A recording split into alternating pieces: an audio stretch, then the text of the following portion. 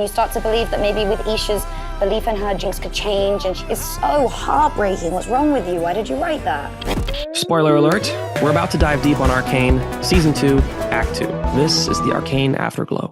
Hey everyone, welcome back to The Last Drop. And welcome, Reed. Hey, thanks for having me, guys. The producers have given us a list of questions. We're gonna do our best to answer them. Y'all ready? Let's go. Here I am, your big fat hero.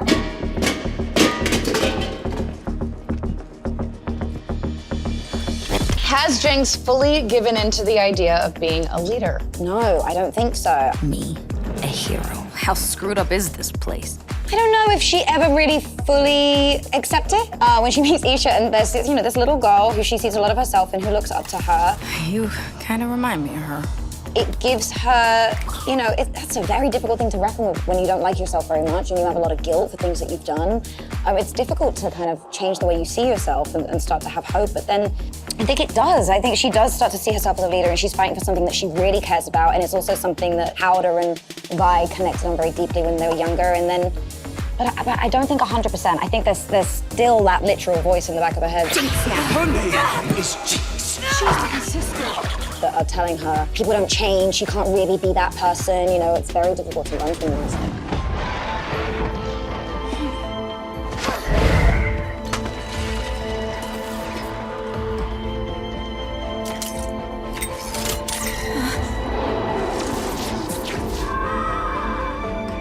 My heart broke I know. when Isha sacrificed herself to save Jinx. The question here is, why is Jinx doomed to lose everyone she cares about? Because she's a Jinx. It's almost a self-fulfilling prophecy. There's a reason Jinx sees a lot of herself in Isha. Isha is a lot like her. She's everything I think Powder wishes Powder was at that time. It's so heartbreaking because she's so sweet and so innocent, and you really see a side of Jinx come out when they're playing together with the crabby robot thing. Show some effort! You see this joyfulness, this real inner child come out, and it's innocent, and you start to believe that maybe with Isha's belief in her, Jinx could change. It's so heartbreaking. What's wrong with you? Why did you write that? Well, fair question too. But I think it is a kind of a terrible reminder for Jinx that Isha is inspired by the chaos and the havoc and the destruction. Still got all your insides? I think it's just another reminder of you'll never be able to escape this.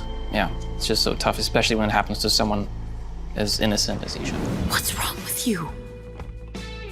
I keep telling myself that you're different, but you're not. It's her blood in your veins. Then why are you the one acting like her?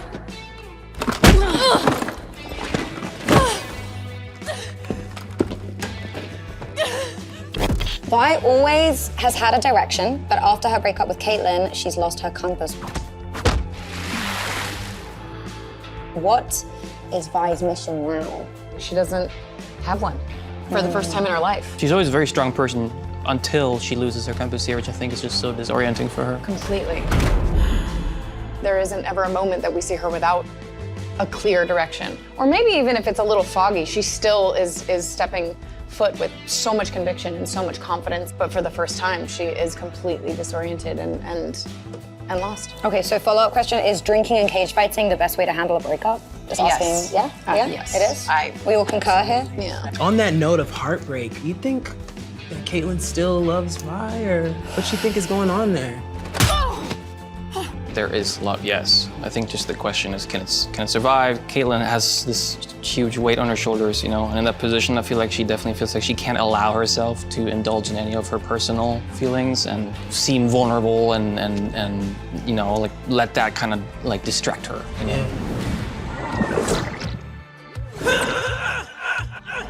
What the?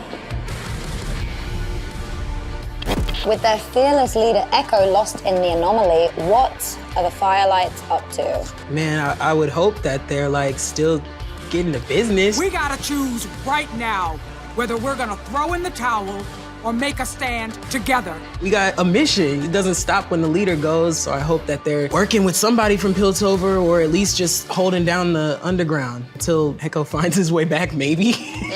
Wherever they are. After Silco has disappeared, it's just this huge power vacuum. Who's gonna be next? Is it gonna be shitty again for us? Is there an opportunity to kind of have a new world order, that could be much better? The Firelights are unfortunately also somewhat used to losing some of their members over time, Right, you know? And so like they know it's important to keep things going. You want to call them criminals, but they just fight for good. What are you waiting for? He's your dad, too.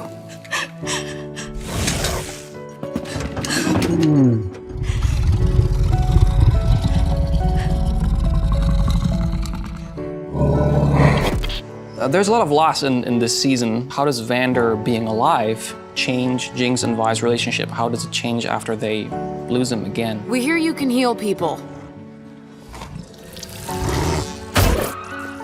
There is this idea that if we can get Vander back, then maybe there's a chance for these sisters.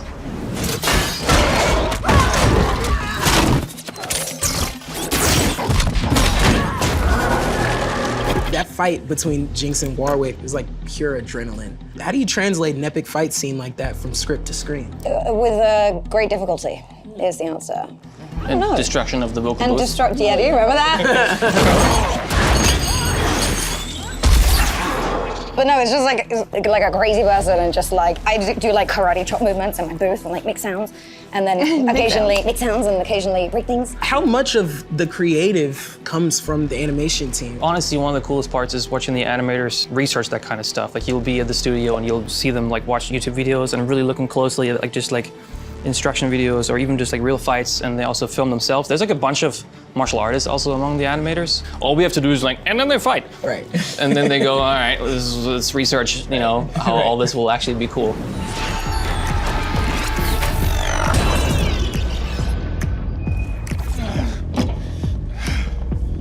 Jace, Victor, I suppose this is somewhat beyond where we left off. Hex tech is the crux of Piltover's technological advancements. Now it threatens to destroy everything. So, what really is the anomaly, and why is it keeping Victor alive? I thought you were done with Hextech. I was clouded by emotions. See what I've accomplished. You've given Hextech to the people?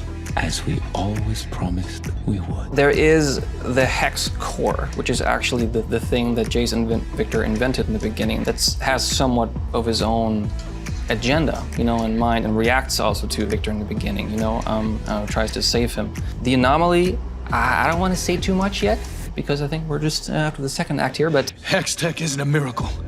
It's a curse. We have to end it, Victor. It is a work of Victor.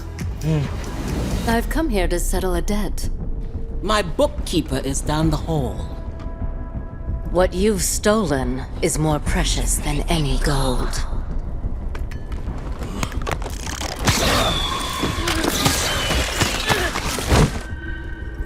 Did you truly believe Piltover was beyond our reach?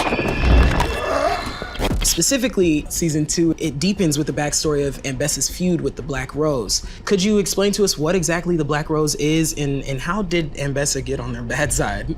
Yeah, we always thought of the Black Rose as an organization that really represents mages in the world. So when this place Piltover invents something like Hextech, it kind of threatens the order of the world, you know, and where there's a certain supremacy, you know, as a mage, suddenly if you commoditize magic that is scary, but also very potent. And I think Ambessa sees the opportunity, especially when you oppose someone like the Black Rose. Needless to say, I mean, there's a feud, a blood feud, and Ambessa sees just the opportunity in what her daughter has built here in Piltover.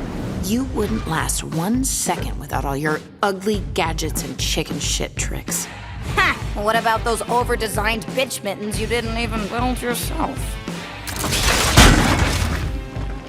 All right, honestly, everybody's gonna be talking about bitch mittens for the next however long.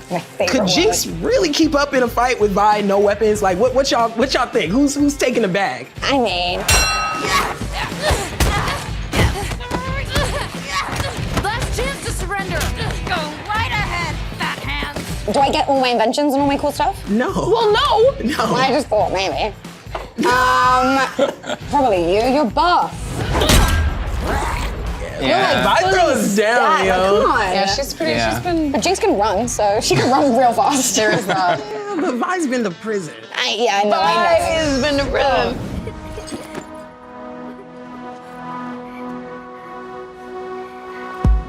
This act ended with a huge moment, the big tragedy surrounding Isha, this really hopeful mission for Jinx.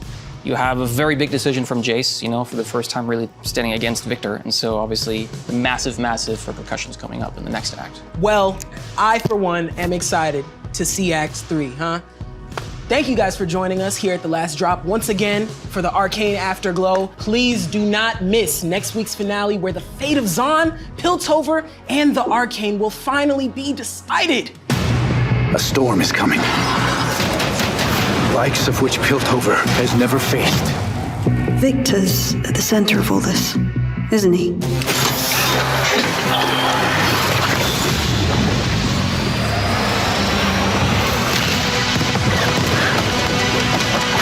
How long were you sidled up with that self-serving war pig? She oinked poison in your ear and you just ate it. I know!